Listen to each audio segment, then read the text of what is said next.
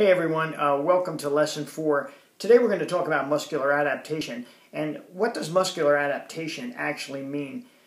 Muscular adaptation is the proper sequential development of a training program that allows your body to respond in the best way to stresses and recovery in order for you to progress through your training cycle and increase your fitness levels so that you train with a reduced risk of injury, and hopefully you train to a point where you're increasing throughout the training cycle to become a better runner or triathlete or ultra runner, whatever it is that your goal being. So what do we need to understand about muscular adaptation? When you apply stresses to your body, your fitness levels actually decrease, and your body goes into what's known as a catabolic state. So let's say that this is the bar line for your body, and the average where you're at now. If we apply training stresses to this, you'll start to see a decrease in fitness, or the line goes down below your bar. But as you recover and you get into an anabolic state, which is why recovery is so important, because it allows your body to repair and rebuild, and you get into this anabolic state, your fitness levels actually rebound and they increase. And this is called supercompensation. So what happens is we apply stresses, your body goes into an anabolic state, and then you have a recovery period where you're allowing your muscles and your body to recover and get stronger, and you come back up just a little bit higher than that bar where you were before. And that's known as supercompensation. The thing that's really touchy as you do this, and as you're looking, if you're establishing your own program, if you don't have a coach helping you work through a program, if the workload is too demanding and you don't have an adequate recovery period, your body keeps going down through this catabolic process and you end up suffering chronic fatigue. And that's something that you want to avoid. One of the ways we avoid that is by, in the beginning, establishing a very sound aerobic base, so that your aerobic base, your cardiovascular conditioning, your slow twitch fibers have all worked together to develop more mitochondria, as we talked about earlier, more capillaries in your body that allows your body to adapt to these stresses as you move through your training cycle a little bit easier and recover a little bit faster. Conversely, if you go out and the workload is too light, so in other words, you're not putting enough stress on your body through your training cycle, if you're only coming this far below the line, you're not going to get back up above the par line after you recover. So if the workload is too light, you're not going to achieve the optimal development that you're looking for through your training program. So the real key is to find that balance. The real key is to understand what the appropriate workout load is so that you can optimize your training, maximize the benefits of your training program, and achieve the results that you're looking for. So how do you do that? You do that through a muscular adaptation program. And what does that actually mean? You want to start out with stress, recovery, and back up above the bar. And then you add more stresses and you go down, you go in that catabolic state or decreased fitness state, you recover and you come back up the bar a little bit higher. And each time through the training cycle, the stresses get a little bit harder, the recovery gets a little bit better, and you rise a little bit higher. So unlike a radio wave that is a constant flow, you want your flow to be down and up a little higher, down and up a little higher, down and up a little higher until you peak on race day. And that's what we call sequential development and muscular adaptation. We take you through the various phases of training as you work this pyramid or this 20 or 24-week cycle of different types of stresses that you're putting on your body. If you begin to stress your body too much, too soon, a few things are going to happen. Again, you're going to go into that chronic fatigue state, and you're not going to rebound. Your fitness levels are not going to increase, and you're going to suffer injury.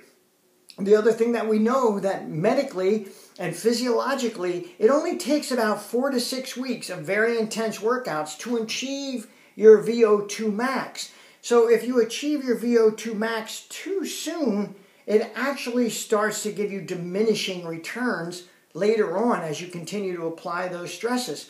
So you have to be very cognizant of the timing of all your training, of all your runs, and all of your stresses. Always keep in mind that your body can only run as fast as its slowest part. And that means if you're running faster than a quad development has come along, that quad's going to break. A back development could happen. There are so many things. That's why you go through this cyclical period of going down in a catabolic state, adding stresses, recovering from those stresses, getting anabolic, coming up above the line, and continuing that. But doing it in a sequential manner that the stresses get harder and harder each phase of the training that you go through until you get to the peak of your pyramid on race day. And those are the things that we'll talk about as we start to talk about developing training plans down the road. We develop that aerobic base. And again, we talk about an aerobic base. Doesn't mean running so slow that you don't get a workout, because again, that's not applying an adequate amount of stress that you're going to rebound and increase your fitness levels from. If you're out there running your aerobic runs and at the end of those you don't feel like you've had a workout, you haven't applied enough stress to your body that you're going to rebound high enough from if you continue to do that. So those aerobic stresses, even early in the beginning, as you apply those aerobic stresses, there has to be a variation in how you do it. So some days the stresses are a little harder than others. You know, there'll be times where it's a long, easy run. And the next day it might be a long, easy run, but with maybe a medium, easy run.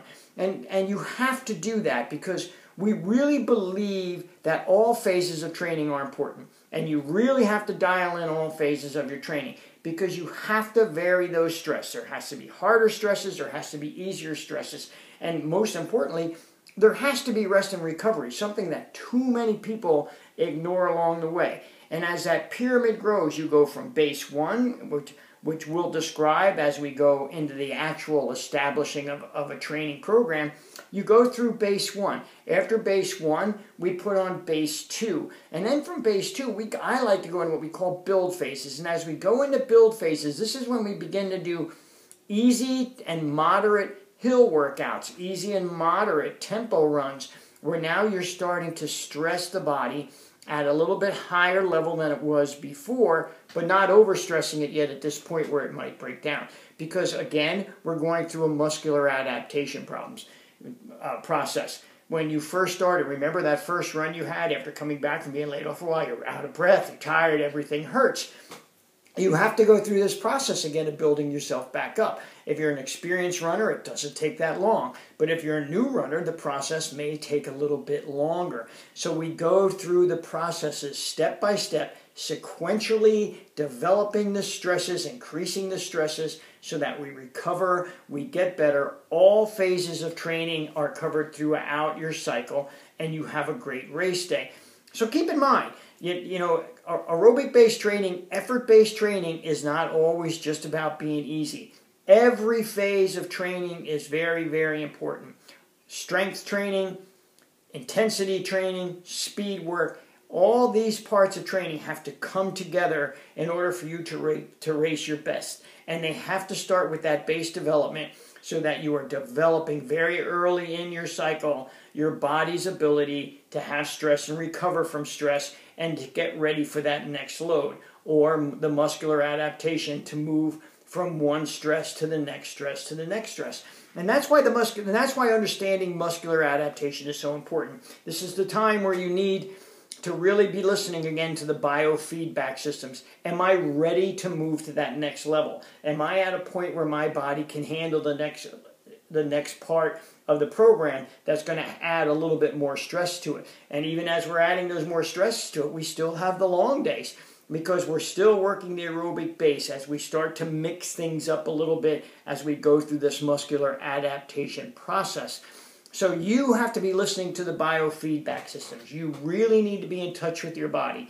You need to know when it's overworked. You need to know when you're fatigued. And these are things to learn very early on during that aerobic development so that your body and your musculoskeletal system is adapted and ready to move to the next phase so that you progress the way you should progress and you have the kind of fitness increases that you want. So there's a little bit on muscular adaptation in lesson 4. If you have any questions, please shoot me an email. We'll be happy to get back to you. As always, be healthy, train smart, have fun, and I'll see you at the next lesson.